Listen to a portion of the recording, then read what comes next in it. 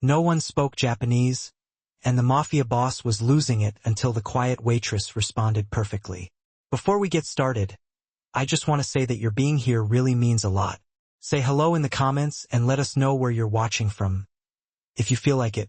The rain was lashing against the floor-to-ceiling windows of Sakura Prime, Manhattan's most exclusive Japanese restaurant. Kenji Yamamoto surveyed the private dining room, his fury barely contained. His jaw was tight beneath his neatly trimmed stubble as his dark eyes scanned the trembling staff lined up against the wall. His black blazer stretched across his broad shoulders, his white shirt unbuttoned just enough to reveal a gold chain resting against his collarbone, and the edge of an intricate dragon tattoo that disappeared under the fabric.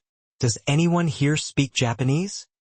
His accented English was low and dangerous, the kind of voice that made grown men seriously rethink their life choices. Silence. Just pathetic, trembling silence. Kenji's fingers drummed once against the mahogany table, a habit his subordinates knew meant someone's night was about to take a nosedive. He'd flown 16 hours from Tokyo to deal with a situation that demanded absolute discretion, only to find that this supposedly authentic Japanese place couldn't find a single soul who spoke his language. The irony would have been almost funny if it wasn't so infuriating. Useless, he muttered in Japanese, reaching for his phone. The light glinted off his heavy gold ring as he prepared to call his second-in-command. This entire meeting would have to be moved, which meant delays he couldn't afford when the Kojima family was already questioning his authority. Moshawake gozaimasen. The soft voice cut through his anger like a hot knife through butter. Kenji's head snapped up. Standing in the doorway, partially hidden by an ornate screen, was a young woman in a red apron over a simple black shirt. Her light brown hair was pulled back in a neat ponytail, with a few wisps framing a face that was more interesting than conventionally pretty. She had delicate features and clear blue eyes that held intelligence, and something else he couldn't quite put his finger on. She looked terrified, her hands clasped in front of her apron, but she met his gaze with a dignity that most of his own men lacked. "You speak Japanese." It wasn't a question. Kenji leaned back in his chair, reassessing the situation. The restaurant manager was making frantic gestures behind her, clearly trying to get her to leave, but she stood her ground. "Hi." She bowed slightly, the gesture perfectly executed. Not too deep, not too shallow. Someone had taught her well. "I apologize for the inconvenience, Yamamoto-sama. If you'll allow me, I would be honored to assist with anything you require." The formal Japanese rolled off her tongue with an ease that surprised him. Her accent was American, but her grammar was flawless, and her word choice was appropriate for addressing someone of his status. Kenji found himself studying her even more carefully. The way she kept her posture respectful but not cowering. The intelligence in those clear eyes. The subtle tremor in her hands that betrayed her fear even as she offered to help. "Interesting. Your name?" He switched to Japanese completely, watching to see if she could keep up. "Emma Clark," she answered in Japanese without a moment's hesitation. "I've been working here for 6 months, Yamamoto-sama." "Where did you learn to speak like that?" Kenji gestured to the chair across from him. The restaurant manager looked like he was about to faint, but Kenji ignored him. If this American waitress could solve his immediate problem, he'd use her. "Sit." Emma hesitated for only a second before moving forward. She sat with the same careful grace she'd shown in her bow, her hands folded in her lap. "I studied in Tokyo for 2 years at Waseda University." "Studying what?" He poured himself sake from the bottle on the table, noticing how her eyes followed the movement. She was nervous, which was good. She should be. His reputation preceded him, even here in New York, even among those who didn't know his face. Japanese literature and culture. Emma's voice remained steady despite the fear he could see flickering in her eyes. "I worked part-time at a traditional ryokan in Kyoto to improve my language skills." Kenji felt something shift in his chest, an unwelcome feeling he couldn't quite place. This American girl, with her red apron and nervous hands, had spent time in his country, had loved it enough to dedicate years to understanding it. It had been 6 months since he'd been back in Tokyo, 6 months of managing the Yamamoto family's American operations. while his world became increasingly complicated by rivals who saw his time abroad as a sign of weakness. The manager doesn't know you speak Japanese. Another observation, another test. He watched her face closely, looking for any sign of deception. No one knows. Emma met his eyes, and he saw something flicker there. Sadness, maybe, or regret. There's never been a reason to mention it until tonight. Lucky for me. Kenji allowed himself a small smile, though it didn't reach his eyes. Unlucky for you, perhaps. I have business to discuss here. Business that requires absolute discretion. You understand discretion, Emma Clark? She swallowed hard, her gaze briefly dropping to his hands, to the expensive watch, the heavy ring, the faint scarring on his knuckles that hinted at violence barely contained. When she looked back up, he saw the moment she truly understood what she'd walked into. Her face paled slightly, but she didn't run. I understand, Yamamoto-sama. Good. He leaned forward, close enough to see the flecks of gray in her blue eyes, close enough to smell the faint scent of cherry blossoms from her perfume. Or maybe it was just his imagination, seeing ghosts of home in this American girl. Because the conversation I'm about to have cannot leave this room, if it does. He let the sentence hang, unfinished but clear in its implication. Emma's chin lifted slightly, a flash of defiance breaking through the fear. I'm a waitress, not a spy. Your secrets are safe with me. Before Kenji could respond, the private room door slid open. 3 men entered. 2 were his own guards, their hands never far from the weapons beneath their perfectly tailored suits. The third was Tanaka, his second in command, whose scarred face twisted into a frown when he saw Emma. Yamamoto-sama, this is highly irregular. Tanaka began in Japanese. She translates. Kenji cut him off, his tone leaving no room for argument. The Americans I'm meeting don't speak Japanese. She makes sure nothing is lost in translation. You have a problem with that? Tanaka's jaw tightened, but he bowed his head. No, Yamamoto-sama. As Kenji began outlining his requirements for the evening, translations, subtle observations, absolute silence about what she'd witnessed, he found his attention constantly drifting back to Emma. She listened with complete focus, asking intelligent questions when necessary, her fear gradually giving way to a professional composure. He noticed the way she tucked a stray strand of hair behind her ear when concentrating, the slight furrow between her brows when trying to understand complex terminology, the unconscious grace in her movements. This American waitress, with her red apron and perfect Japanese, was about to become very useful to him. And that small, unwelcome feeling in his chest, the one that had stirred when she'd spoken his language with such care, he would bury it where it belonged. He was Kenji Yamamoto, Oyabun of the Yamamoto-gumi family. He didn't have room in his life for feelings, especially not for a woman who represented everything his world had stolen from him. Innocence, normalcy, peace. But as the evening's meetings began, and Emma settled into her role with surprising competence, Kenji found himself wondering what other surprises this American girl might hold, and whether those surprises would prove to be his salvation or his destruction. The night was just beginning. Emma's hands trembled as she poured green tea for the 5th time that evening, her mind racing to keep up with the rapid-fire Japanese flowing between Kenji Yamamoto and his associates. The private room had become a pressure cooker of tension, testosterone, and barely veiled threats disguised as business discussions. She translated talks about territory agreements and family protocols, phrases that sounded innocent until you noticed the cold calculation in these men's eyes. She wasn't naive. Halfway through the first meeting, when a scar-faced man named Tanaka had casually mentioned how problems tend to disappear when the Yamamoto family addressed them, Emma had understood exactly what kind of business she was translating for. The realization should have sent her running. Instead, she'd taken a deep breath, straightened her red apron, and continued her work with professional precision. Now, at 2 in the morning, the meetings had finally wrapped up.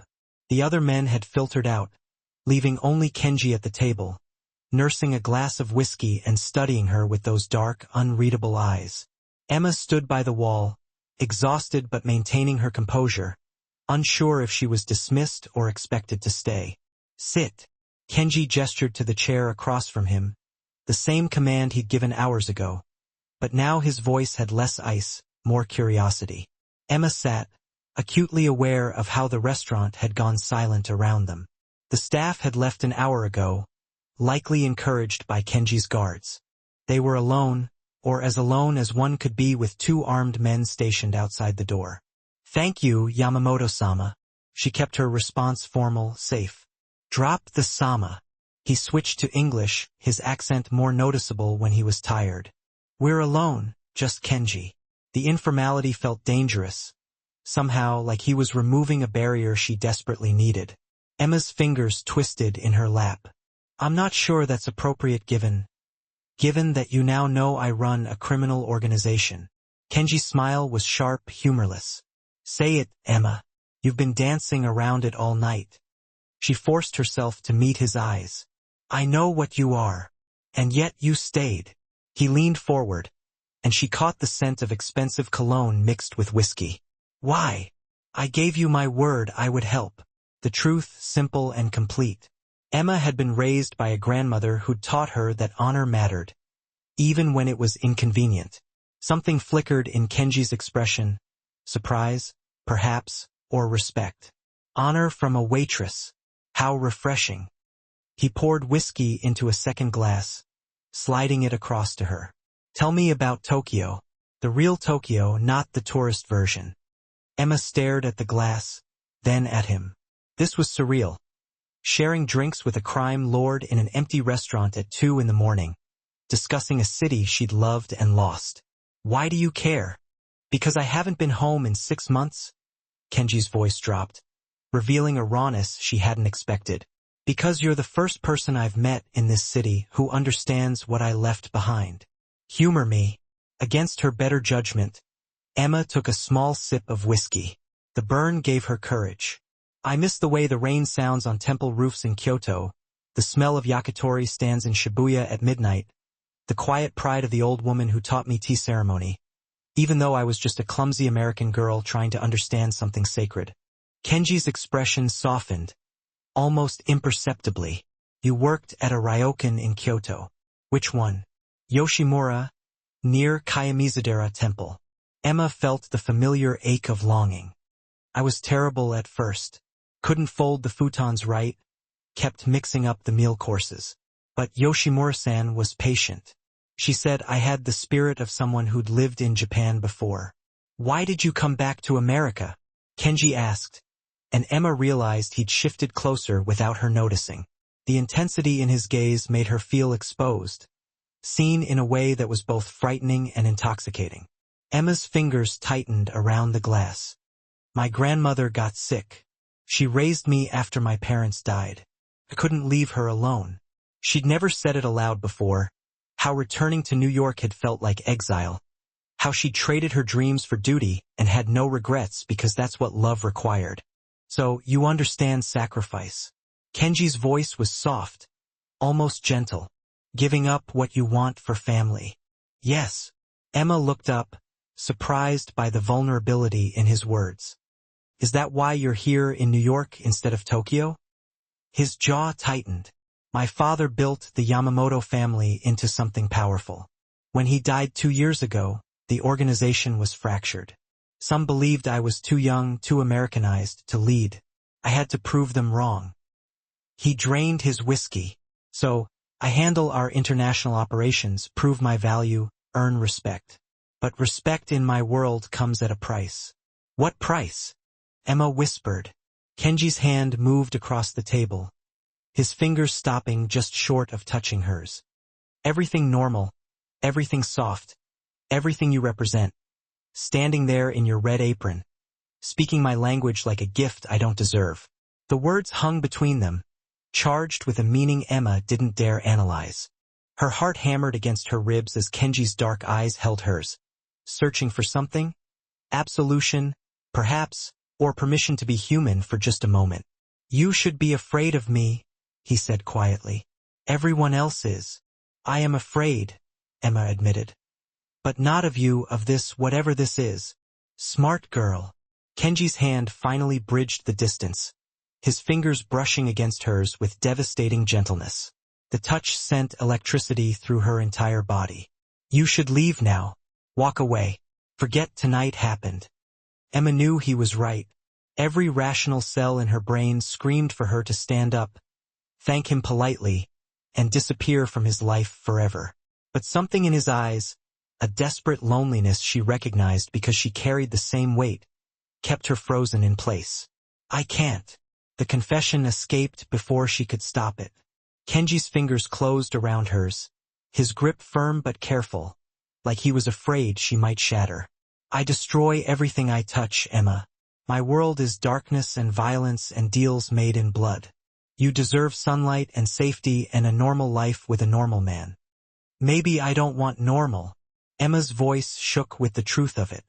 Maybe I'm tired of playing it safe, of working a job I hate in a city that feels foreign, of pretending I don't miss the part of me I left in Japan. I'm not your Tokyo fantasy.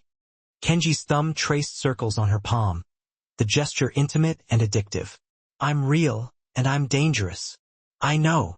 Emma squeezed his hand, holding his gaze. Tell me to leave, and I will mean it, and I'll walk out that door right now.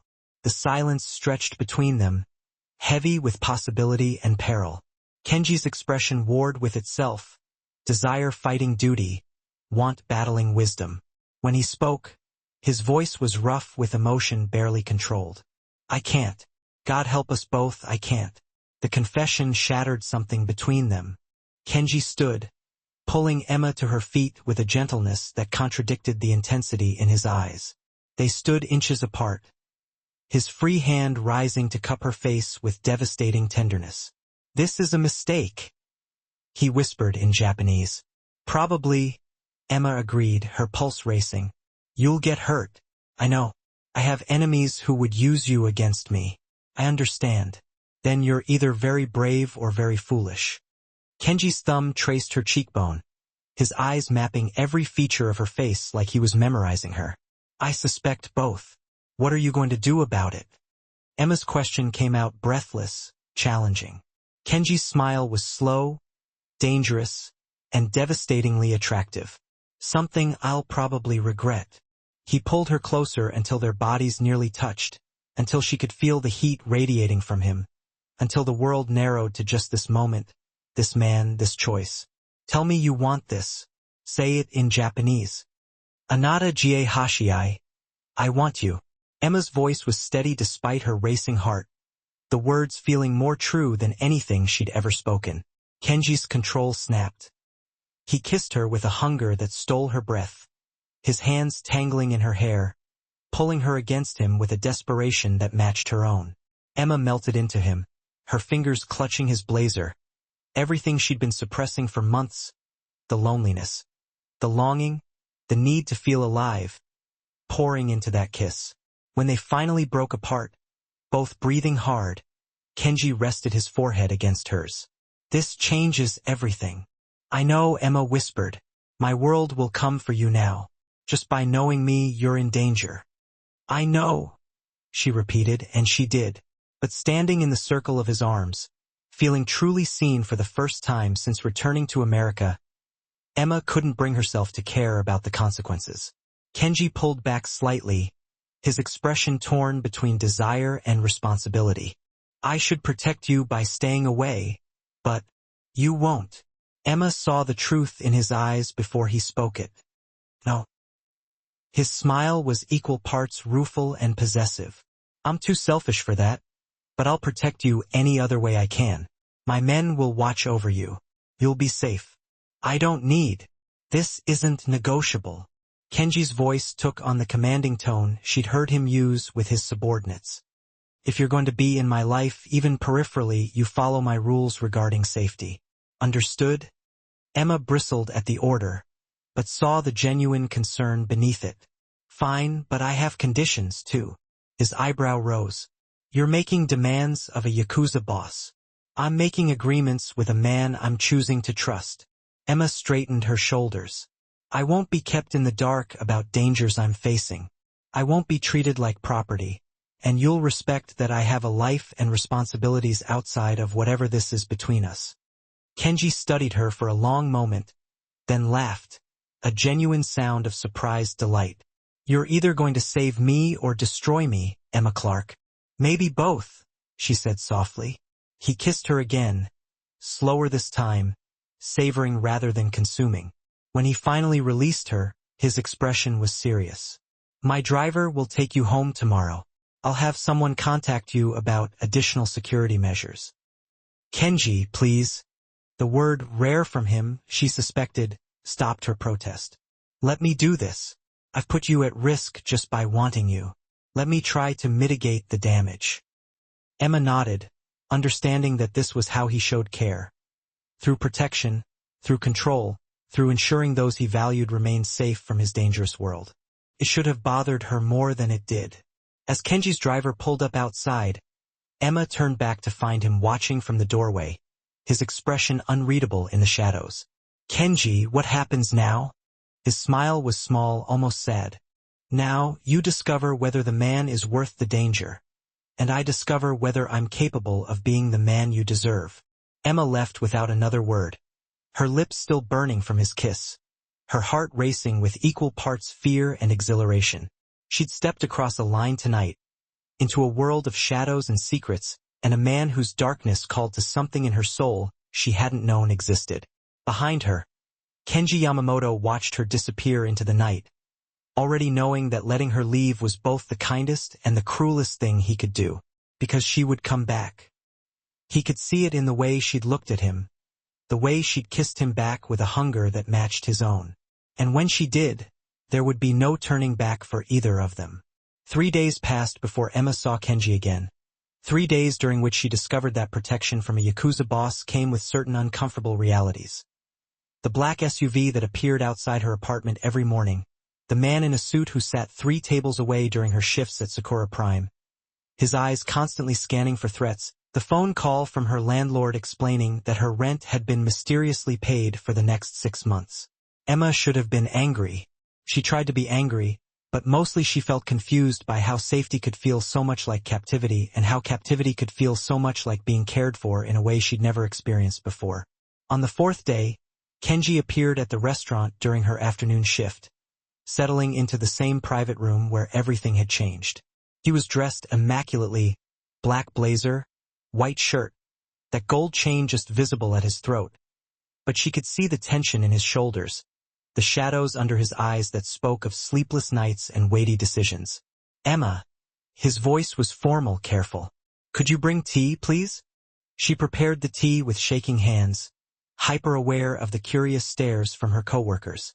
The restaurant manager had been treating her with newfound respect since that night.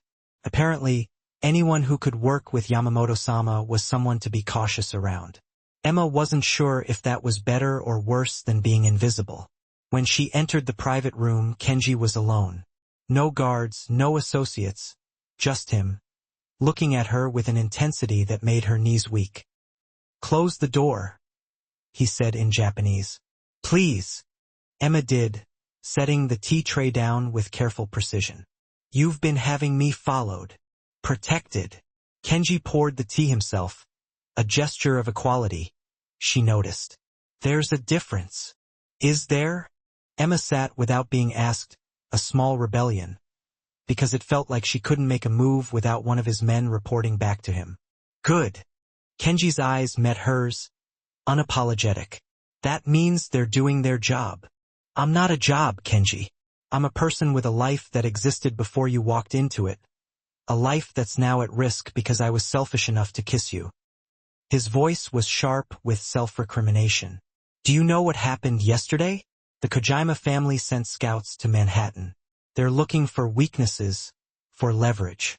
If they discover you, then you'll handle it," Emma interrupted, surprised by her own confidence.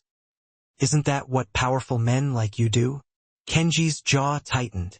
"You have no idea what I've done to maintain power, what I'm capable of doing."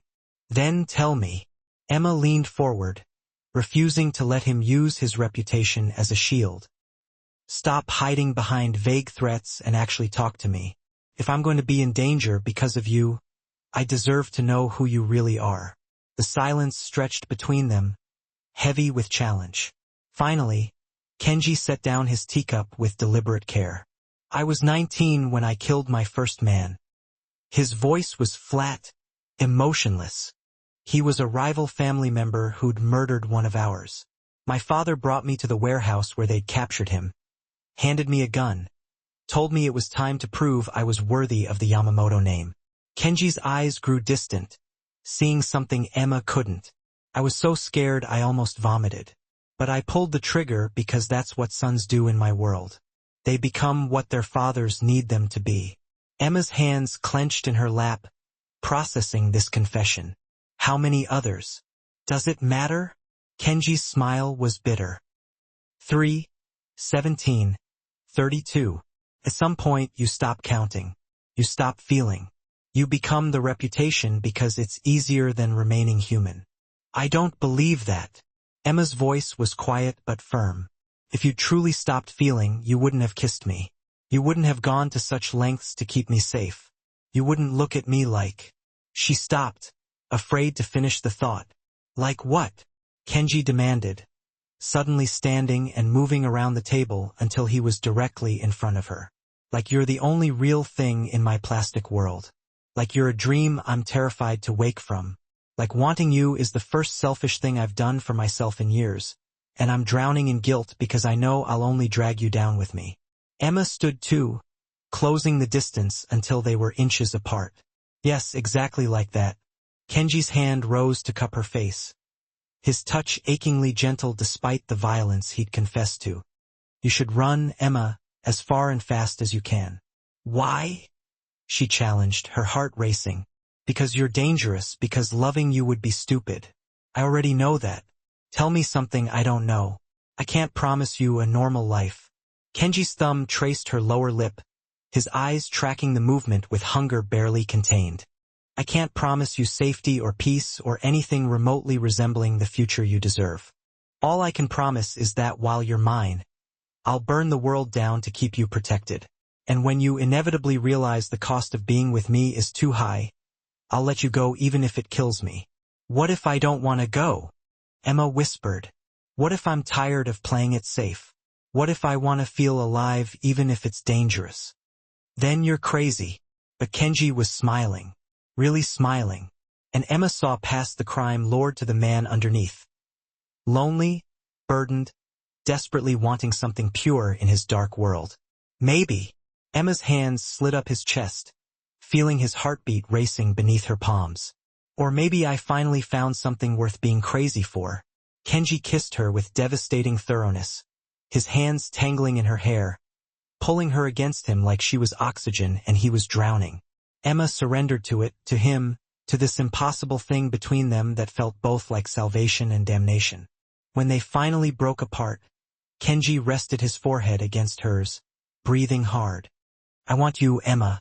Not just physically, though God knows I want that too. I want your laugh and your stubborn pride and the way you speak Japanese like it's poetry. I want the version of myself I see reflected in your eyes, someone who might be capable of being more than his worst actions. Then take me, Emma said simply. I'm offering, despite the danger, despite everything I know I should do instead. I'm choosing you. You'll regret it. But Kenji's arms tightened around her, contradicting his words. Probably. Emma smiled against his chest. Regret me too? Never. The word was fierce, possessive, absolute. You're mine now, Emma Clark, and I protect what's mine. Caveman. But she was laughing, feeling lighter than she had in years. Kenji pulled back just enough to look at her seriously. There are rules for your safety. Of course there are, Emma sighed. You don't go anywhere alone after dark. You check in daily. If anything feels wrong, anything at all, you call me immediately. His expression was intense, worried. My world doesn't forgive mistakes, Emma. One wrong move could. She stopped him with a kiss, pouring all her assurance into it. When she pulled back, her voice was steady. I understand. I'm not naive about what I'm walking into, but I'm also not helpless. I survived 2 years in a foreign country, working multiple jobs, learning a language that doesn't even share our alphabet. Give me some credit. I do. Kenji's smile was soft, admiring. More than you know. You're stronger than half my men. Damn right I am. Emma straightened his collar, a gesture of intimacy that felt natural despite how new this was. Now, are we done being dramatic about how dangerous this is? Because I have about 15 minutes left on my break and I'd rather spend it kissing you than arguing. Kenji laughed. That same genuine sound from before that transformed his face from intimidating to breathtakingly attractive. Demanding woman. You like it. Emma pulled him down for another kiss, this one playful testing. I really do, he murmured against her lips. They spent the rest of Emma's break wrapped around each other, stealing kisses between quiet conversations about inconsequential things. Favorite foods? Embarrassing memories? Dreams they'd abandoned or were afraid to voice. For those precious minutes, they weren't a Yakuza boss and a waitress caught in an impossible situation. They were just a man and woman discovering each other, learning the way their pieces fit together despite every logical reason they shouldn't. When Emma finally had to return to work, Kenji held her hand a moment longer. Dinner tomorrow night. Let me take you somewhere. Somewhere public. Emma raised an eyebrow. Is that safe? Probably not. Kenji's smile was wicked. But I want to do this properly. Court you like you deserve, even if it's complicated by the fact that I'm who I am. You're going to spoil me, Emma warned, but her heart was singing. That's the plan. Kenji kissed her knuckles, a formal gesture that somehow felt more intimate than any of their passionate kisses. Tomorrow, 7 p.m. Wear something nice. As Emma left the private room, floating on a cloud of possibility and danger, she noticed Tanaka waiting in the hallway. His scarred face was expressionless, but his eyes, dark and knowing, tracked her movement with what might have been concern. He's different with you, Tanaka said quietly in Japanese, stopping her. More human. I'm not sure if that's good or dangerous. Emma met his gaze steadily. Maybe it's both. Maybe. Tanaka's expression didn't change. Just know that when his enemies figure out what you mean to him, they'll come for you. Not to kill you. That would be too merciful. They'll use you to break him, to destroy everything he's built. Then we'll deal with it together, Emma said with more confidence than she felt. Tanaka studied her for a long moment, then bowed slightly, a gesture of unexpected respect. You might actually be worthy of him, Emma. I hope you survive long enough to prove it. The words should have terrified her. Instead, as Emma returned to her tables and her normal life that suddenly felt anything but normal, she felt a strange sense of certainty. Whatever came next, danger, passion, possible heartbreak, she was choosing it with open eyes. Kenji Yamamoto had crashed into her carefully constructed existence and shattered every plan she'd made for her safe, predictable future. And despite every rational reason she should regret it, Emma found herself grateful because for the first time since returning from Tokyo, she felt truly, terrifyingly, wonderfully alive, and whatever price that aliveness demanded, she would pay it willingly. The explosion happened on a Thursday. Emma was walking home from her shift at Sakura Prime, her mind pleasantly occupied with thoughts of Kenji. Their dinner date the night before, the way he'd looked at her across the candlelit table, like she was something precious and terrifying all at once. She was so lost in the memory of his kiss goodbye that she almost didn't notice the black sedan pulling up too fast beside her. Almost. Training from 2 weeks of Kenji's protection protocols kicked in. Emma spun toward the crowded street, her hand already reaching for her phone, but rough hands grabbed her from behind. A cloth pressed against her mouth, chemical sweet, sickly, and the world tilted sideways. Her last conscious thought was of Kenji's face and the promise she'd made to call if anything felt wrong. She woke to darkness and the smell of damp concrete. Emma's head throbbed. Her wrists burned where rough rope bound them behind her back. As her vision adjusted, she made out the interior of what looked like an abandoned warehouse, broken windows casting weak light, rust and decay everywhere, the kind of place where bad things happened and no one heard you scream. She's awake. The voice was male, accented Japanese, but not Kenji's smooth Tokyo dialect. This was rougher, street-hardened. Tell Kojima the American girl is ready. Emma's blood ran cold. Kojima, the rival family Kenji had mentioned. The ones looking for weakness, for leverage, they'd found it.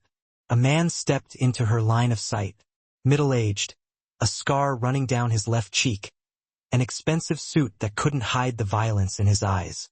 Emma Clark, the waitress who speaks Japanese. How convenient. He crouched in front of her, smiling without warmth. You cost my organization a very profitable deal. You know, when Yamamoto brought you in to translate, he shut us out. That was unwise.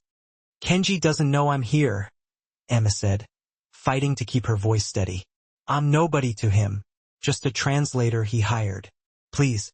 Kojima's laugh was cruel. We've had eyes on you for a week. We've seen how he looks at you, how he visits that restaurant every day just to see you serve tea, how his second-in-command personally oversees your protection detail. He grabbed her chin roughly. You're not nobody, Emma.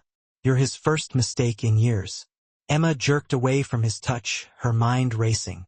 Kenji would come. He had to come. But what would it cost him?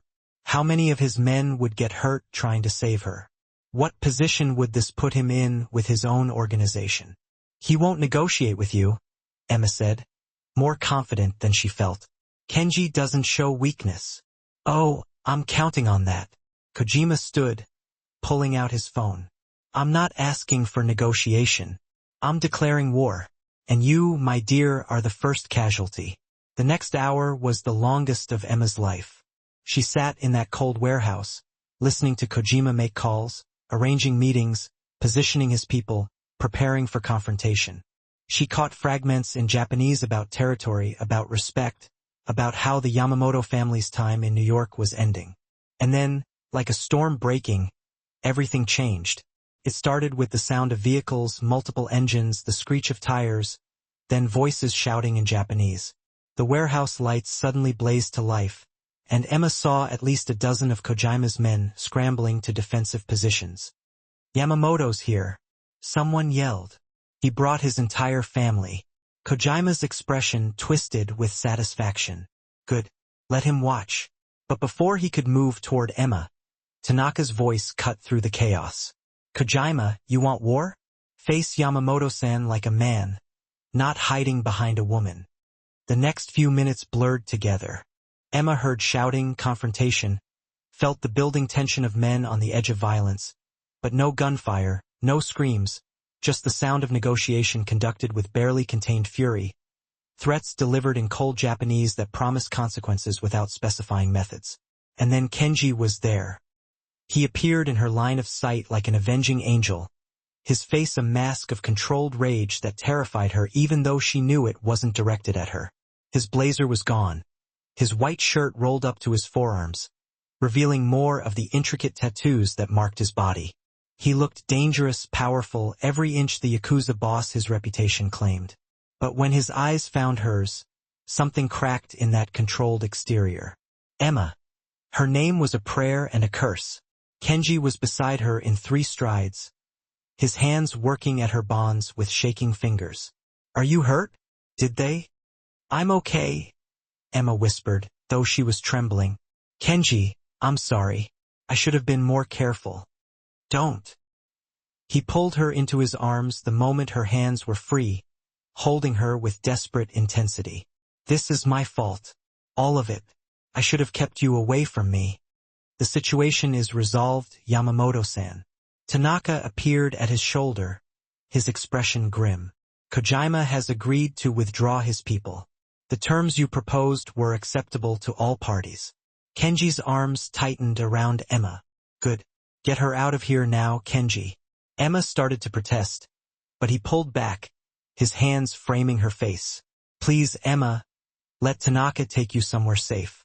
I have to finish this. His eyes held hers, pleading and commanding at once. Trust me. Emma wanted to argue, wanted to stay, but she saw the fear beneath his control. Fear for her, fear of what might still happen if she remained in the middle of this. So she nodded, let Tanaka guide her out of the warehouse and into a waiting car. As they drove away, Emma looked back to see Kenji standing in the warehouse doorway, watching her leave. Even from a distance, she could see the rigid set of his shoulders, the way his hands clenched at his sides. He looked like a man breaking. 3 days passed before Emma saw Kenji again.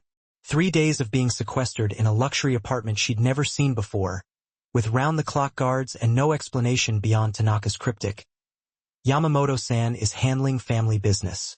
3 days of driving herself crazy with worst-case scenarios. When Kenji finally appeared, he looked exhausted. The shadows under his eyes had deepened, his usual immaculate appearance slightly disheveled, shirt wrinkled, hair less perfectly styled. He dismissed the guards with a gesture, then stood in the doorway like he wasn't sure he had the right to enter. "Hi," Emma said softly, her heart breaking at the distance in his expression. "Hi." Kenji's voice was rough with disuse and emotion. "I'm sorry it took so long. There were complications. Are you okay?" Emma moved toward him, but he stepped back, a subtle rejection that hurt more than she wanted to admit. "I'm fine. Kojima won't be a problem anymore. His family has agreed to certain territorial concessions in exchange for—" He trailed off, his jaw tight. "In exchange for what?" "For me letting him live." Kenji's eyes met hers, and she saw the weight of violence there. Not enacted, but considered, prepared for. "He hurt you, Emma, scared you, threatened you. Every instinct I have wanted to end him for that, but doing so would have started a war that would put you at even greater risk." Emma's throat tightened. "So, you chose me over revenge." "I chose you over everything." Kenji's voice broke slightly. "And that's the problem. I can't lead my family and protect you. I can't be what my organization needs and be what you deserve. Today I had to choose between honoring my father's legacy and keeping you safe. And I chose you without hesitation. That makes me weak, compromised. Or it makes you human," Emma argued, closing the distance between them despite his attempt to maintain space. "Kenji, you're not weak for caring about someone. In my world, I am." His hands rose to cup her face, the gesture achingly familiar. "Emma, I love you. God help me. I fell in love with you the moment you spoke Japanese in that restaurant, and every day since has only made it worse. But loving you is destroying everything I built. My men question my judgment. Rival families sense vulnerability. And you?" His voice roughened with emotion. "You almost died because of me." Emma's heart stuttered at the confession she'd been too afraid to hope for. "I love you too, and I'm not afraid of your world. You should be." Kenji pulled back, and Emma saw the decision already made in his eyes. "I'm sending you away somewhere safe, far from New York. I've arranged everything. A new apartment, a job, protection that will be invisible, but constant. You'll be able to live normally without looking over your shoulder." "Without you, you mean?" Emma felt tears burning behind her eyes. "You're pushing me away. I'm keeping you alive." Kenji's expression was resolute despite the pain flickering there. "This is the only way I can protect you, Emma. By removing you from my life entirely. That's not your choice to make." Emma's voice turned fierce. "I'm not some asset you get to relocate for strategic purposes. I'm a woman who loves you, who chose you, knowing the risks. You don't get to decide for me that it's too dangerous." "Emma, no." She grabbed his shirt, forcing him to look at her. "You want to protect me? Then stop hiding behind noble sacrifice and actually talk to me. What do you want, Kenji? Not what's smart or safe or strategic. What do you want?" "You." The word tore out of him. "I want you in my life, in my bed, by my side. I want to wake up to your face every morning. I want to teach you more Japanese and learn why you frown when you concentrate.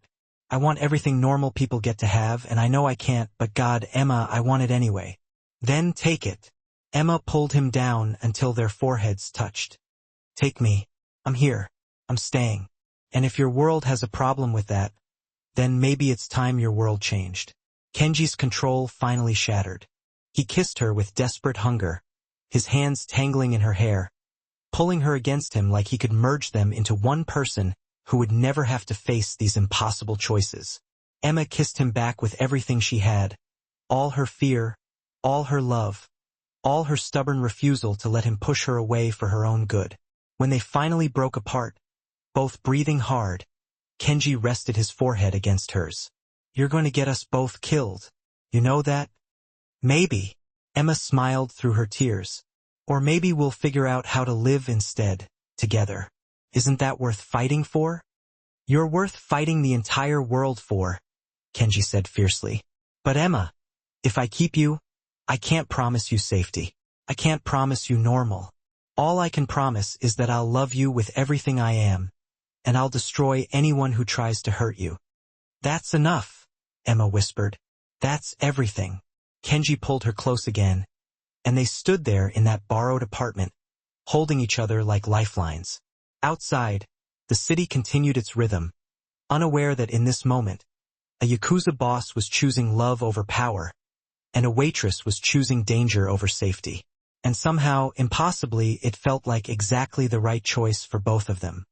I need to tell you something, Kenji said quietly, about what happened with Kojima, about the choice I made.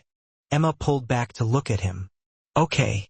To secure your safety, to ensure he'd never come after you again, I agreed to step back from the Yamamoto family's New York operations. Kenji's voice was steady, but his eyes held uncertainty. Not completely. I'll still have influence, still technically be Oyabun, but day-to-day control goes to Tanaka. I'm semi-retiring. Emma's breath caught. Kenji, you can't give up your position because of me. I'm not giving it up. I'm redefining it. His smile was small but genuine. My father built an empire. I'm choosing to build a life. There's a difference. What will you do? Figure out who Kenji Yamamoto is when he's not trying to live up to his father's shadow. He tucked a strand of hair behind her ear, the gesture tender. Maybe run the family's legitimate businesses.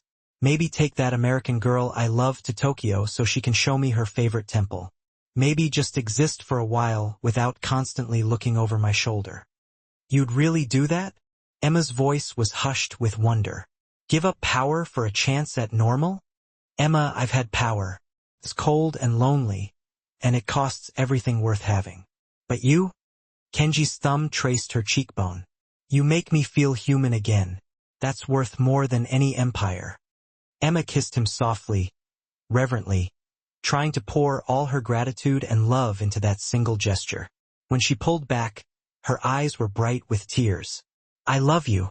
I love you so much. It terrifies me. Good, Kenji murmured against her lips. Be terrified with me. We'll figure out the rest together. The war, if it could be called that, lasted 6 weeks. Emma experienced it in fragments. Kenji disappearing for days at a time, Tanaka's grim face delivering updates she didn't fully understand, the increased security that felt more like a cage than protection. But through it all, Kenji kept his promise. He called every night, his voice exhausted but steady, telling her about his day in carefully edited terms that she learned to translate into the dangerous reality beneath. The turning point came on a rain-soaked Tuesday in November. Emma was in the secure apartment. She'd long since stopped thinking of it as borrowed, when Kenji appeared without warning. He was soaked through, his white shirt clinging to his body, his face set in lines of exhaustion and something else she couldn't quite read. It's over, he said simply. Emma's heart leaped. Over? Kenji, what? Kojima withdrew his challenge. The other families have accepted the new arrangement. Tanaka running operations while I transitioned to advisory. Kenji moved further into the room, water dripping onto the expensive hardwood. I'm free, Emma. Or as free as someone like me can be. That's amazing. Emma went to him, not caring about the rain soaking into her clothes as she wrapped her arms around him. You did it. We did it. Kenji held her tight. You gave me a reason to want something beyond power, a reason to believe I could be more than my worst actions.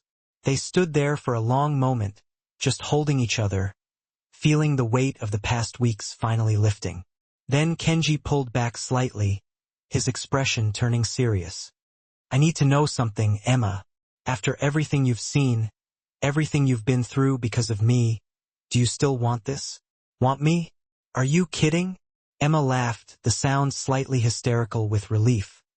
Kenji, I've been trapped in this apartment for weeks, worrying about you, missing you, and not once did I regret choosing you. Yes, I want this. I want you, every complicated, dangerous, beautiful part of you. Kenji's expression transformed. Relief and love and desire all mixing into something that made Emma's breath catch. Then I have something to show you. He led her to the window where the rain-soaked city spread out below them. I bought a building in Brooklyn. Renovated loft space, complete privacy, security that doesn't feel like a prison. I want us to make it home together if you'll have me. Emma turned to stare at him. You bought us a building? Well, technically I bought the whole building for security purposes, but the top floor is ours. Kenji's smile was almost shy, an expression she'd never seen on him before. I know it's fast. I know we've only known each other for 2 months, but Emma, in my world, 2 months of intensity is worth years of normal dating. I know what I want.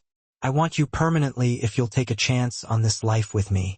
This life being, Emma prompted, needing to hear him say it. Semi-retired Yakuza boss trying to go legitimate while dealing with occasional complications from his past. Kenji's tone was wry. Running my family's legal businesses, advising Tanaka when needed, staying connected to my heritage while building something new. It won't be completely. If you really didn't feel anything, you wouldn't have kissed me, she asserted. You wouldn't have gone to such crazy lengths to make sure I was safe. And you wouldn't look at me that way? She trailed off, suddenly self-conscious, afraid to voice the rest of the thought that had been swirling in her mind. Kenji's eyes darkened. Look at you how? He demanded, his voice low and intense. He abruptly stood up, circling the table until he was directly in front of her, towering over her. Emma swallowed hard. Like I'm the only real thing in your fake, plastic world. Like I'm some kind of impossible dream you're terrified you'll wake up from. Like wanting me is the first selfish thing you've done for yourself in years, and you're drowning in guilt because you know you'll only end up dragging me down with you. She finally finished, her voice barely a whisper. Emma pushed herself to her feet, meeting his gaze. She closed the small space between them until they were standing just inches apart, close enough to feel the heat radiating from his body. Yeah, she breathed. Exactly like that. Kenji's hand slowly rose, his fingers gently cupping her cheek. His touch was achingly tender, a stark contrast to the violence he'd admitted to being capable of. You should run, Emma, he murmured, his voice rough with emotion. You should run as far and as fast as you possibly can. Emma's heart pounded in her chest, but she stood her ground. Why? She challenged, her eyes locking with his. Because I'm dangerous, he said, his voice hardening. Because falling in love with me would be the stupidest thing you could ever do. I know that. So tell me something I don't know. I can't promise you a normal life, Emma. I just can't. Kenji's thumb traced the curve of her lower lip, his gaze intense and unwavering. His eyes tracked the movement with a barely contained hunger that sent a shiver down her spine. I can't promise you safety, he continued, his voice low and filled with a dark kind of honesty. I can't promise you peace, or anything even remotely resembling the kind of future you deserve. The only thing I can promise you is that while you're mine, I'll burn the whole damn world down to protect you. And when you inevitably realize that the cost of being with me is just too high, I'll let you go, even if it absolutely kills me inside. A soft, almost defiant question escaped Emma's lips. What if I don't want to go? What if I'm tired of always playing it safe? What if I want to feel truly alive, even if it is dangerous? Kenji looked down at her, a flicker of something akin to hope crossing his face, quickly masked by a cynical smile. Then you're completely crazy, Emma. But despite the words, Kenji was smiling, a real, genuine smile that transformed his whole face. And in that moment, Emma saw past the powerful, intimidating crime lord to the vulnerable man hidden beneath the surface. A lonely, burdened soul, desperately yearning for something pure and good in his dark, twisted world. Maybe I am, Emma conceded, her voice soft. She raised her hands, letting them slide up his chest, feeling the rapid thumping of his heart beneath her palms. Or maybe, she whispered, maybe I've finally found something that's actually worth being crazy for. Kenji's expression shifted, his eyes darkening with a raw, almost desperate need. Without another word, he leaned down and kissed her, a kiss of devastating thoroughness that stole her breath away. His hands tangled in her hair, pulling her tightly against him as if she were the very air he needed to survive, and he was drowning without it. Emma surrendered to it, to him, to the all-consuming passion that flared between them. She surrendered to this impossible, forbidden connection that felt both like a path to salvation and a one-way ticket to eternal damnation. When they finally broke apart, gasping for air, Kenji rested his forehead against hers, his breathing ragged. "I want you, Emma," he confessed, his voice raw with undisguised desire. "I don't just want you physically, although God knows I want that too. I want your laugh and your stubborn pride, and the way you speak Japanese like it's poetry. I want the version of myself that I see reflected in your eyes, someone who might actually be capable of being something more than just his worst actions." He paused, his eyes searching hers, as if seeking some kind of reassurance. Emma looked back at him, her heart overflowing with a mixture of fear and exhilaration. "Then take me," she said simply, offering herself to him completely without reservation. "I'm offering myself to you despite the danger, despite everything I know I should do instead. I'm choosing you, Kenji." His eyes flickered with doubt. "You'll regret it, Emma. I promise you, you'll regret this." But even as he spoke the words, Kenji's arms tightened around her, a silent contradiction of everything he was saying. Emma smiled against his chest, feeling a warmth spread through her that had nothing to do with the physical heat of his body. "Probably," she whispered. "Regret me too?" he asked, his voice laced with a hint of vulnerability. Kenji's answer was fierce, possessive, and utterly absolute. "Never," he vowed, his grip on her tightening. "You're mine now, Emma Clark, and I protect what's mine." "Caveman," she teased, unable to suppress a laugh. But she was laughing, truly laughing, feeling lighter than she had in years. It was a giddy, reckless feeling, fueled by equal parts fear and exhilaration. Kenji pulled back just enough to look at her, his expression suddenly serious. "There are going to be rules, Emma. Rules for your safety." Emma sighed dramatically, rolling her eyes. "Of course there are," she said, a hint of resignation in her voice. Kenji's face remained stern. "You don't go anywhere alone after dark. You check in with me daily, no exceptions. And if anything feels wrong, anything at all, you call me immediately. Do you understand?" His expression was intense, filled with a deep-seated worry that made her heart clench. "My world doesn't forgive mistakes, Emma. One wrong move could." She reached up, stopping his words with a soft, lingering kiss.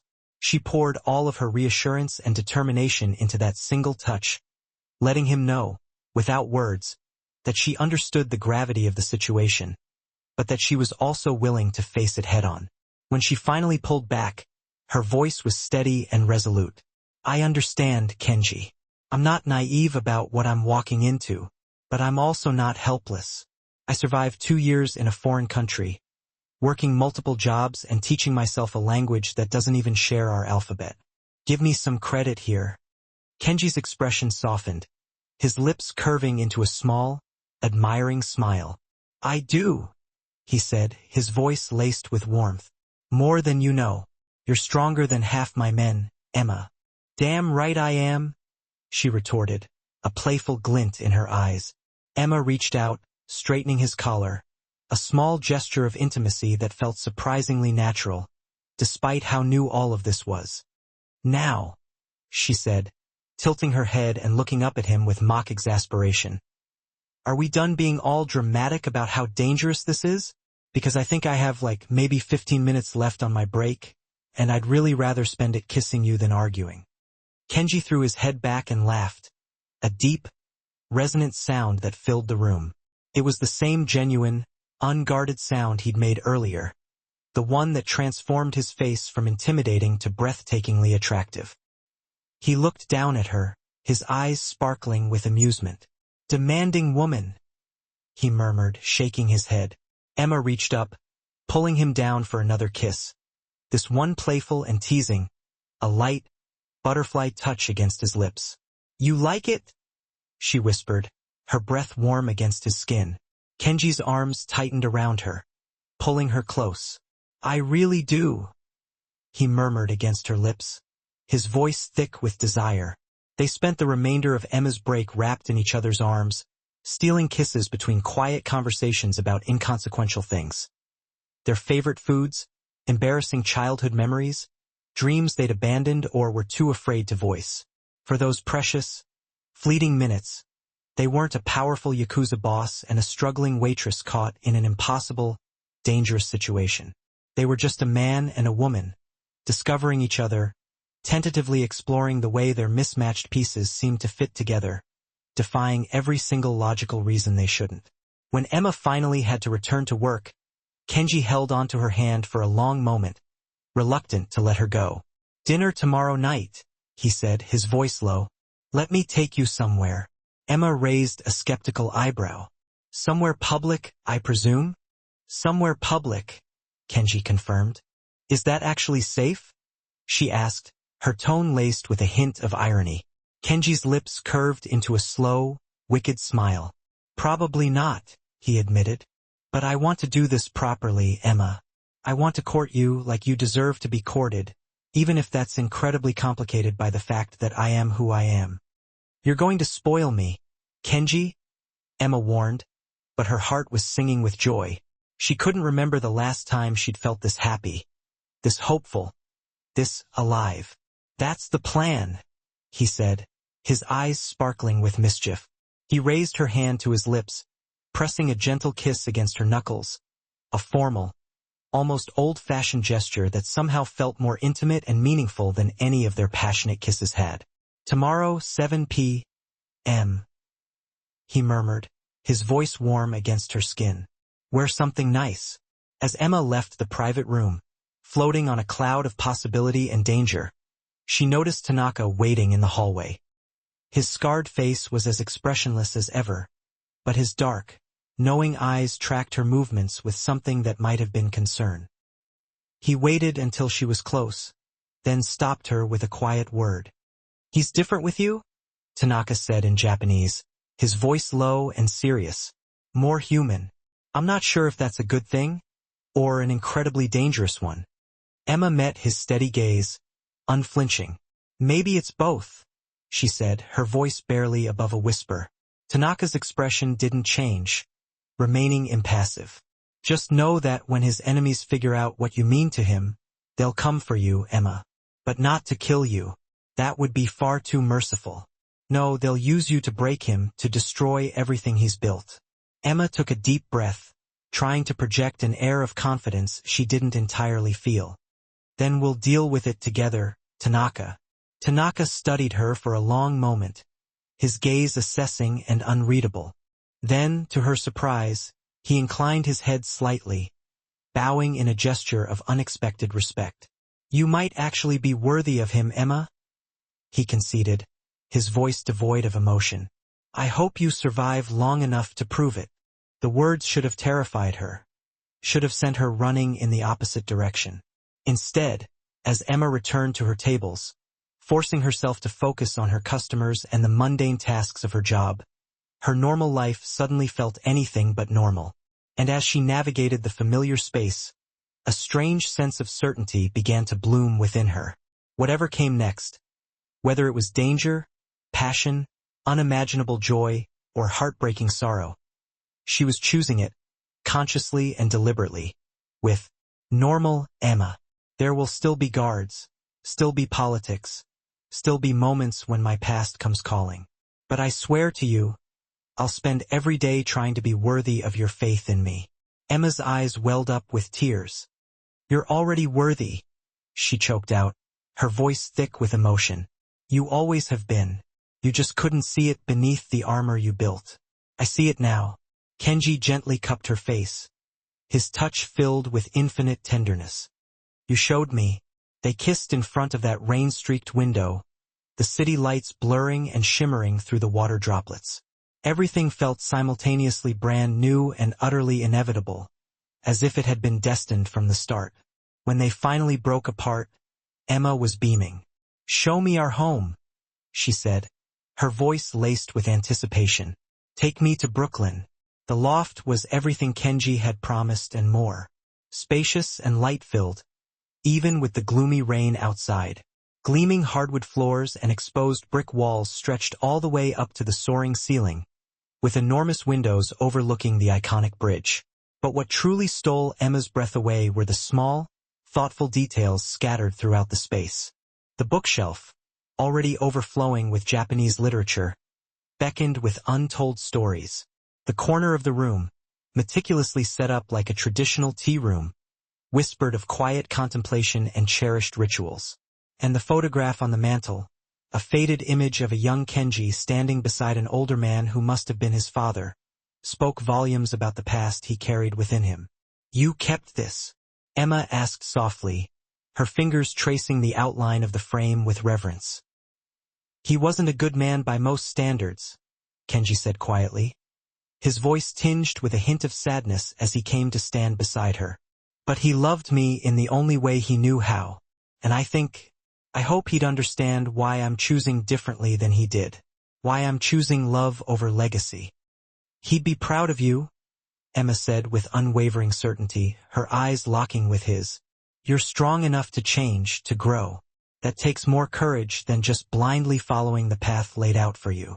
Kenji pulled her close, resting his chin on top of her head, his arms enveloping her in a comforting embrace. Move in with me, Emma, he murmured, his voice thick with emotion. Make this space ours. Help me figure out who I'm becoming.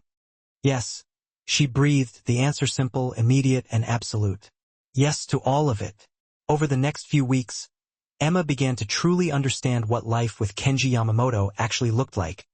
The day-to-day realities of sharing her life with this complex, multifaceted man.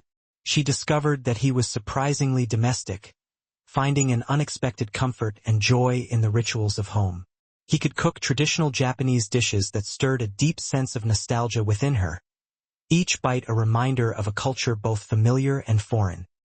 He insisted on making the bed with perfectly crisp, hospital corners, a testament to his meticulous nature and unwavering attention to detail. He even became obsessive about the art of tea preparation, striving for that elusive perfect cup that would awaken the senses and soothe the soul. But there were also the calls at odd hours, the hushed conversations that hinted at a world she couldn't fully comprehend. There were the visits from Tanaka, bringing business updates that were often cloaked in cryptic language. And there were the moments when she'd catch him staring out the window, his gaze distant and haunted, his expression betraying a flicker of violence considered and ultimately rejected. What are you thinking about? Emma asked one evening, finding him on their balcony, silhouetted against the backdrop of glittering city lights. That I'm happy, Kenji confessed, pulling her into his arms, his warmth a welcome shield against the November chill. Truly, genuinely happy, and I don't know what to do with that. You could try enjoying it, Emma suggested, smiling against his chest, her voice soft and teasing. I'm afraid if I relax too much, I'll lose it, he admitted, his confession quiet and vulnerable. That the universe will realize it made a mistake giving someone like me something as precious as you. Emma gently pulled back to look at him, her expression serious and unwavering. Kenji, you've spent your whole life believing you don't deserve good things, she said, her voice firm but gentle. That happiness is for other people. But you know what? You're wrong. You deserve every bit of joy you can find. And I'm going to spend however long it takes convincing you of that. However long. Huh? Kenji's expression turned playful, a hint of his old mischievousness flickering in his eyes, though his gaze remained serious. Is that a promise, Emma Clark? It's a promise, Emma replied, rising on her toes to kiss him softly, her lips brushing against his. I'm not going anywhere. Good. Kenji reached into his pocket, his expression shifting to something uncharacteristically nervous, an emotion she rarely witnessed from him. Because I have something I need to ask you. Emma's breath hitched in her throat as he pulled out a small black box, her heart beginning to pound in her chest with a mixture of anticipation and excitement. I know it's fast, Kenji said, his voice slightly strained as he opened the box to reveal an elegant ring. A single, dazzling diamond set in platinum, with delicate cherry blossom engravings adorning the band, a subtle nod to his heritage. I know most people wait longer, plan some elaborate proposal, but Emma, I've wasted too much of my life doing what I'm supposed to instead of what I want, and I want you permanently, legally, in every way that matters. He paused, taking a deep breath to steady his nerves, his usual confidence wavering slightly. Emma Clark, will you marry me? Emma's hand flew to her mouth, her eyes wide with disbelief and joy, tears already streaming uncontrollably down her face. Kenji, before you answer, you should know what you're agreeing to, Kenji continued quickly, a hint of urgency in his voice. Marriage to me means occasional security concerns. It means my past potentially affecting our future. It means children, if we have them, growing up knowing their father's history. It means... Yes. Emma cut off his worried litany, her voice filled with conviction. Yes, I'll marry you. Despite all of that, because of all of that, yes. Kenji's expression transformed, the disbelief slowly giving way to a joy so pure and radiant that it made Emma's heart ache with happiness. He carefully slid the ring onto her finger with trembling hands, then pulled her into a kiss that felt like a promise, a prayer, and a celebration all rolled into one. When they finally broke apart, both laughing and crying, Kenji pressed his forehead to hers, his voice thick with emotion. I don't deserve you. Probably not. Emma agreed, smiling through her tears, her eyes sparkling with mischief. Lucky for you. I'm not going anywhere. Lucky for me. Kenji echoed, his voice husky with emotion, his grip tightening around her. The luckiest man alive. They stood on that balcony as the city glittered and pulsed below them. Two people from impossibly different worlds who'd somehow found each other amidst the chaos and uncertainty of life. And for the first time in his life, Kenji Yamamoto truly believed in something beyond power, respect, and duty. He believed in love, in second chances, in the possibility of redemption through the eyes of a woman who saw past his formidable reputation to the man hidden underneath. It wasn't the life he'd meticulously planned for himself, the path he'd been groomed to follow. But as Emma's arms wrapped tightly around him and her ring caught the dazzling city lights, Kenji realized that it was, in fact, the life he'd been searching for all along. He'd just been too blind to see it until a brave American waitress had walked boldly into his carefully constructed world and changed everything. The war was over. The empire was transformed. And Kenji Yamamoto, former Yakuza boss, current legitimate businessman, future husband, had finally found something truly worth living for, something that eclipsed the shadows of his past. He'd found home, a sanctuary built on love, trust, and unwavering acceptance. The wedding took place on a crisp January morning, the air biting and invigorating, at a small, unassuming Shinto shrine nestled in the serene landscapes of upstate New York, one of the few in America that had agreed to perform the ancient ceremony, thanks to Tanaka's discreet and persuasive arrangements. Emma stood nervously in a traditional white shiramoku, the elaborate kimono feeling both foreign and strangely right against her skin, its weight a tangible symbol of the traditions she was about to embrace. Kenji, standing beside her, looked devastatingly handsome and regal in his black Monsuki Haori hakama, the epitome of understated elegance. His family crest, a stylized mountain and cherry blossom delicately embroidered on the back in shimmering silver thread, served as a poignant reminder of the legacy he carried, even as he bravely forged a brand new path for himself and their future. You're stunning, Kenji whispered in flawless Japanese as they prepared for the sacred ceremony. His voice filled with awe and affection. His hand gently found hers, squeezing it reassuringly, his eyes conveying a depth of emotion that words could barely capture. Like you stepped right out of a dream. You're not so bad yourself, Emma replied, her heart swelling with an overwhelming sense of love and happiness, her voice laced with playful affection.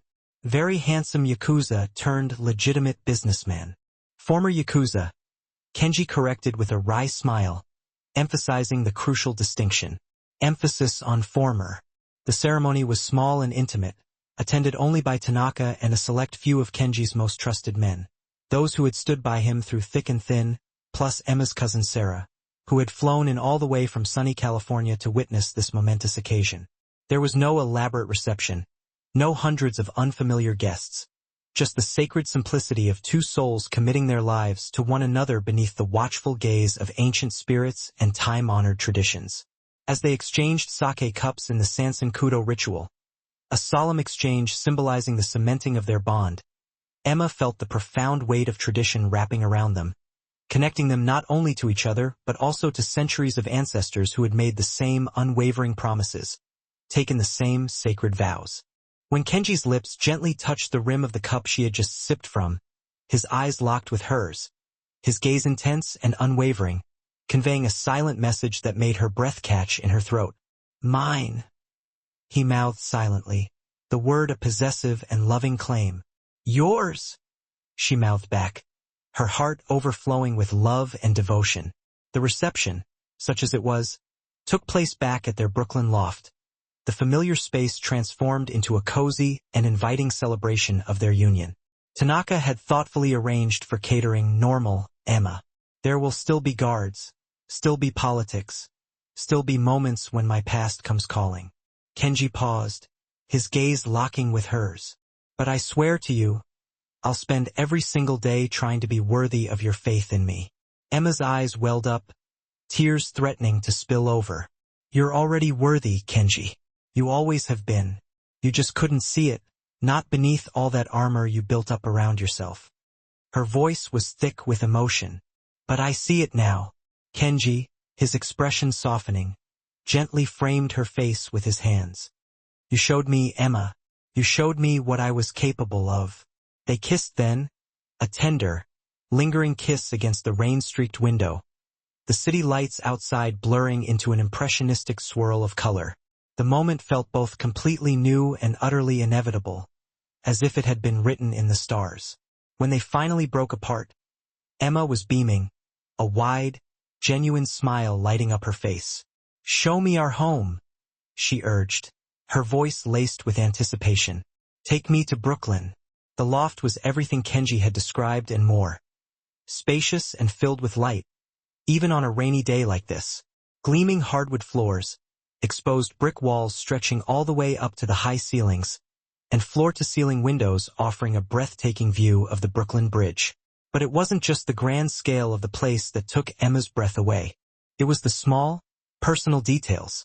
The bookshelf, already overflowing with Japanese literature, both classic and contemporary. The corner meticulously arranged as a traditional tea room, complete with tatami mats and a low table. And then there was the photograph on the mantel. A young Kenji, perhaps 10 years old, standing next to an older man who must have been his father. "You kept this?" Emma asked softly, her fingers gently tracing the edge of the frame. Kenji came to stand beside her, his voice quiet, almost somber. "He wasn't a good man, not by most standards." He paused, searching for the right words. "But he loved me in the only way he knew how. And I hope he'd understand why I'm choosing differently than he did. Why I'm choosing love over legacy." "He'd be proud of you," Emma said with absolute certainty, turning to face him. "You're strong enough to change, to grow. That takes more courage than just blindly following the path someone else laid out for you." Kenji pulled her close, resting his chin on top of her head. "Move in with me, Emma," he murmured, his voice thick with emotion. "Make this space ours. Help me figure out who I'm becoming." Yes. The answer was simple, immediate, unwavering. Yes to all of it. Over the next few weeks, Emma began to truly understand what life with Kenji Yamamoto was like. He was surprisingly domestic, far more so than she ever would have imagined. He could cook traditional Japanese dishes that were so authentic they made her heart ache with nostalgia for a culture she'd only studied. He insisted on making the bed every morning, meticulously tucking in the sheets with hospital corners. And he became almost obsessive about the perfect tea preparation, weighing the leaves with a tiny scale and timing the steeping process with a precision that bordered on the comical. But there were also the calls at odd hours, the hushed conversations in Japanese she couldn't quite follow, the visits from Tanaka, who always seemed to bring a sense of quiet intensity with him, and the moments, fleeting but unmistakable, when she would catch Kenji staring out the window, his expression a complex mix of contemplation and something darker, something that spoke of violence considered and then consciously rejected. "What are you thinking about?" Emma asked one evening, finding him out on their balcony, silently watching the city lights twinkle below. Kenji turned to her, pulling her into his arms, his warmth a welcome contrast to the November chill. "That I'm happy," he said, his voice low and sincere. "Truly, genuinely happy. And I don't know what to do with that." Emma leaned against his chest, smiling. "You could try enjoying it," she suggested gently. "I'm afraid if I relax too much, I'll lose it." His confession was quiet, vulnerable. That the universe will realize it made a mistake, giving someone like me something as precious as you. Emma pulled back, cupping his face in her hands, looking at him with unwavering seriousness. "Kenji, you've spent your whole life believing you don't deserve good things. That happiness is for other people. But you know what? You're wrong." She paused, emphasizing each word. "You deserve every single bit of joy you can find. And I'm going to spend however long it takes convincing you of that." "However long, huh?" Kenji's expression shifted, becoming playful, though his eyes remained serious. "Is that a promise, Emma Clark?" "It's a promise," Emma affirmed, rising on her toes to kiss him softly. "I'm not going anywhere." "Good." Kenji reached into his pocket, his expression suddenly shifting to something she rarely saw from him, nervousness. "Because I have something I need to ask you." Emma's breath caught in her throat as he pulled out a small, black velvet box. "I know it's fast," Kenji began, his voice slightly strained as he opened the box to reveal an elegant ring. A single, perfectly cut diamond set in platinum, with delicate cherry blossom engravings tracing along the band. "I know most people wait longer, plan some elaborate proposal, but Emma, I've wasted too much of my life doing what I'm supposed to instead of what I want. And I want you, permanently, legally, in every way that matters." He took a deep breath, his usual confidence wavering slightly. "Emma Clark, will you marry me?" Emma's hand flew to her mouth, tears already streaming down her face. She nodded, speechless, overwhelmed with emotion. "Kenji, before you answer," Kenji continued quickly, his voice laced with anxiety, "you should know what you're agreeing to. Marriage to me means occasional security concerns. It means my past potentially affecting our future. It means children, if we have them, growing up knowing their father's history. It means yes." Emma cut off his worried litany, her voice choked with emotion. "Yes, I'll marry you. Despite all of that, because of all of that, yes." Kenji's expression transformed, disbelief slowly giving way to a joy so pure and radiant that it made Emma's heart ache. He slid the ring onto her finger with shaking hands, then pulled her into a kiss that felt like a promise, a prayer, and a celebration all rolled into one. When they finally broke apart, both laughing and crying, Kenji pressed his forehead to hers. "I don't deserve you," he whispered, his voice thick with emotion. "Probably not," Emma agreed, smiling through her tears. "Lucky for you. I'm not going anywhere." "Lucky for me," Kenji echoed, his voice trembling. "The luckiest man alive." They stood there on that balcony, wrapped in each other's arms. As the city glittered below them, a million tiny lights spread out like fallen stars. Two people from impossibly different worlds who had somehow found each other in the midst of chaos. And for the first time in his life, Kenji Yamamoto believed in something beyond power and respect and duty. He believed in love, in second chances, in the possibility of redemption, reflected in the eyes of a woman who saw past his reputation to the man underneath. It wasn't the life he had planned. But as Emma's arms tightened around him and the diamond ring on her finger caught the light, Kenji realized it was the life he had been searching for all along. He had just been too blind to see it until a brave American waitress had walked into his world and changed everything. The war was over. The empire was transformed. And Kenji Yamamoto, former Yakuza boss, current legitimate businessman, future husband, had finally found something worth living for beyond the shadow of his past. He'd found home. The wedding took place on a crisp January morning at a small Shinto shrine in upstate New York, one of the few in America that agreed to perform the ceremony once Tanaka had made certain arrangements. Emma stood in a traditional white shiromaku, the elaborate kimono feeling both foreign and incredibly right, while Kenji looked devastatingly handsome in his black Monsuki Haori hakama. His family crest, a stylized mountain and cherry blossom, was embroidered on the back in silver thread, a constant reminder of the legacy he carried, even as he forged a new path. "You're stunning," Kenji whispered in Japanese as they prepared for the ceremony, his hand finding hers and squeezing gently. "Like you stepped out of a dream." "You're not so bad yourself," Emma replied, her heart about to burst with happiness. "Very handsome Yakuza turned legitimate businessman." "Former Yakuza," Kenji corrected with a smile, his eyes twinkling. Emphasis on former. The ceremony was small and intimate, just Tanaka and a few of Kenji's most trusted men, plus Emma's cousin Sarah, who had flown in all the way from California. No elaborate reception, no hundreds of guests, just the sacred simplicity of two people committing their lives to each other beneath the watchful gaze of ancient spirits. As they exchanged sake cups in the Sansenkudo ritual, Emma felt the weight of tradition wrapping around them, connecting them not just to each other, but to centuries of people who had made the same promises, taken the same vows. When Kenji's lips touched the rim of the cup she had just sipped from, his eyes locked with hers with an intensity that stole her breath away. "Mine," he mouthed silently, the word a possessive claim and a tender promise all in one. "Yours," she mouthed back, her heart overflowing. The reception, such as it was, took place back at their Brooklyn loft. Tanaka had arranged for catering, a delicious mix of traditional Japanese dishes and classic American comfort food, a perfect blend of their two worlds.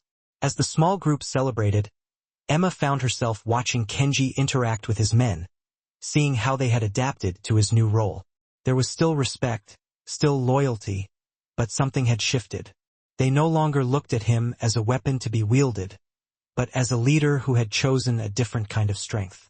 "You did this?" Tanaka said quietly, appearing at Emma's elbow, his voice surprisingly gentle.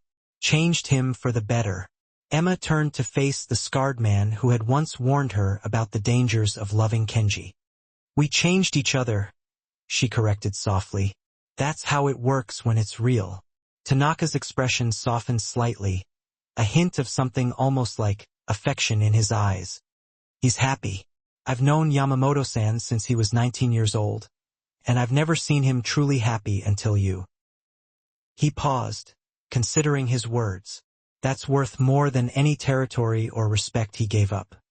"He didn't give it up," Emma corrected gently. "He transformed it into something better. There's a difference." Tanaka studied her for a moment, his gaze unwavering. Then he bowed deep and genuine. "You honor our family, Emma-san. May you bring Yamamoto-san many years of joy."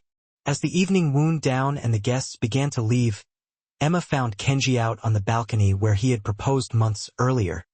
He had removed his formal haori, his white kimono shirt partially unbuttoned, the gold chain she had first noticed at the restaurant glinting against his skin. He looked relaxed, content, so different from the controlled, dangerous man she had met at Sakura Prime. "Hi, husband," Emma said, testing out the word, feeling the way it rolled off her tongue, a new and exciting sensation. Kenji's smile was slow and intimate, a silent promise passing between them. "Hi, wife. Come here." Emma moved into his arms, fitting against him like she was designed for that exact space, her body molding perfectly to his. "Good party?" she murmured, resting her head against his chest. "Perfect party," Kenji agreed, his hands tracing gentle patterns on her back. "Small, meaningful, surrounded by people who actually matter. Everything I never knew I wanted." "Any regrets?" Emma asked, though she already knew the answer. "Not a single one." Kenji tilted her chin up, his expression serious despite the happiness radiating from him. "Emma, I meant every word of my vows. You're my future now, my priority. Whatever comes, we face it together." "Together?" Emma agreed, sealing the promise with a kiss, a soft, lingering kiss that spoke volumes. They stood there as the city sparkled below them, exactly where they had been when Kenji had proposed. But everything had changed. They were married now, legally and spiritually bound, partners in building a life that honored both their pasts while reaching towards something new. Over the following months, Emma discovered what happily ever after looked like for a reformed crime lord and his American wife. Kenji threw himself into legitimate business with the same intensity he had once applied to underground operations. He took over management of the Yamamoto family's import-export companies, real estate holdings, and investment portfolios. All legal, all above board, all surprisingly fulfilling. Who knew paperwork could be this exciting? Kenji joked one evening, reviewing contracts at their dining table while Emma prepared dinner. But she saw the truth in his eyes. He loved the challenge of building something clean, something he could be proud of without reservation. Emma, meanwhile, had quit her job at Sakura Prime and enrolled in graduate school, pursuing a degree in Japanese cultural studies.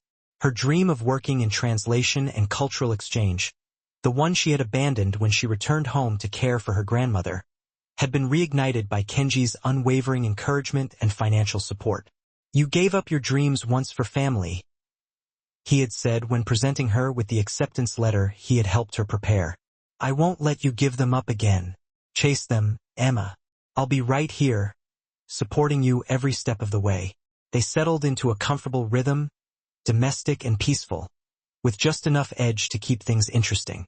There were still occasional visits from Tanaka, bringing updates on family business, the cryptic conversations always held in hushed tones. Still moments when Kenji would tense at unexpected sounds, old instincts dying hard. Still nights when Emma would wake to find him staring at the ceiling, processing memories she could only imagine, a silent battle raging within him. But there were also lazy Sunday mornings tangled in their sheets, the smell of freshly brewed coffee filling the air. Kenji teaching her Japanese calligraphy at the kitchen table, patiently guiding her hand as she struggled to master the delicate brushstrokes.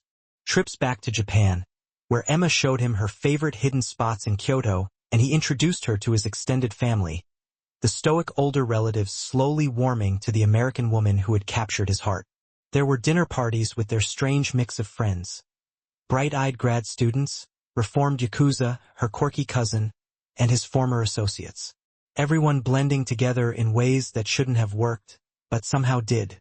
On their first anniversary, Kenji took Emma back to Sakura Prime, now under new ownership but still serving exceptional Japanese cuisine. They sat in the same private room where everything had started, where a frustrated crime lord had met a brave waitress who spoke his language. "1 year ago, I was furious about a language barrier," Kenji said, raising his sake cup, a hint of amusement in his eyes. "I never imagined that frustration would lead to this, to you, to us. Best translation job I ever took?" Emma replied, clinking her cup against his, a smile playing on her lips. Even if the client was terrifying, Kenji raised an eyebrow, his expression playful. "Was?" He corrected her, a smirk tugging at the corner of his mouth. "Playful past tense?" "Fine," Emma conceded, laughing. "Is occasionally terrifying when he gets that look in his eyes that says he's imagining creative violence against people who cut me off in traffic." Kenji grinned. "I have my moments, but mostly," Emma continued, her voice softening, "he's just the man I love, the man who loves you more than anything else in this world." Kenji corrected, his eyes filled with tenderness. "More than power, more than respect, more than any empire. You're my empire now, Emma Yamamoto." Hearing her married name still sent a thrill through her. "Emma Yamamoto," she repeated softly. "I'm still getting used to it." "Take your time," Kenji said, reaching across the table and threading their fingers together, his touch warm and reassuring. "We have forever." 2 years after their wedding, Emma graduated with her master's degree. Kenji sat in the audience with Tanaka and Sarah, cheering so loudly when Emma's name was called that several people turned to stare, surprised by the outburst from the usually stoic businessman. But Emma only saw him, her husband, looking at her with such pride and love that she felt tears prick her eyes. Later, at the celebration dinner, Kenji pulled her aside, leading her away from the bustling crowd. "I have something for you," he said, his voice low and intimate. "A graduation present." He handed her a thin envelope. Inside was a job offer. A cultural consultant position at a prestigious museum specializing in Japanese-American cultural exchange. The salary was generous, the benefits were excellent, and the responsibilities aligned perfectly with her skills and interests. "Kenji, this is perfect," Emma said, looking up at him, her eyes shining with happiness. "But how? How did you?" "I may have mentioned to the museum director that I knew someone exceptional," Kenji admitted, a hint of pride in his voice. "Someone who understood both cultures deeply, who could bridge them with grace and intelligence." He paused, his gaze locking with hers. "The rest was your own merit, Emma. Your portfolio, your education, your experience. That's all you." Emma threw her arms around him, overwhelmed with gratitude and love. "Thank you," she murmured into his hair. "Thank you for believing in me, for supporting my dreams, always." "Your dreams are my dreams now," Kenji whispered back, holding her close. 3 years into their marriage, on a quiet Tuesday evening, Emma found Kenji in their converted tea room, a space that had become his sanctuary, staring at an old photograph. She recognized it instantly, the picture of him with his father that had been in their loft since the very beginning. "Thinking about him?" Emma asked softly, settling beside him on the tatami mat, wondering what his father would have thought of all this, of their life together. Kenji gestured vaguely at their surroundings, at their life. The peace, the legitimacy, the conscious choice of love over power. Wondering whether his father would have been disappointed or proud. "I think he'd be both," Emma said, her voice gentle and reassuring. "Honestly, disappointed that you didn't follow his exact path, but proud that you were strong enough to forge your own. That takes real courage, Kenji. The kind your father would have respected." Kenji was quiet for a long moment, lost in his thoughts. "I used to think strength meant never showing weakness, never admitting love or fear or doubt," he finally said, his voice low and introspective. "But you taught me that real strength is being vulnerable enough to change, to choose a different kind of power, the power to build rather than destroy." "We built something good," Emma agreed, leaning against his shoulder, her presence a silent source of comfort. "Something worth protecting." "Speaking of building," Kenji's tone shifted, becoming both nervous and excited. "How would you feel about expanding our family?" Emma's heart skipped a beat, hope and anticipation flooding through her. "Kenji, are you saying?"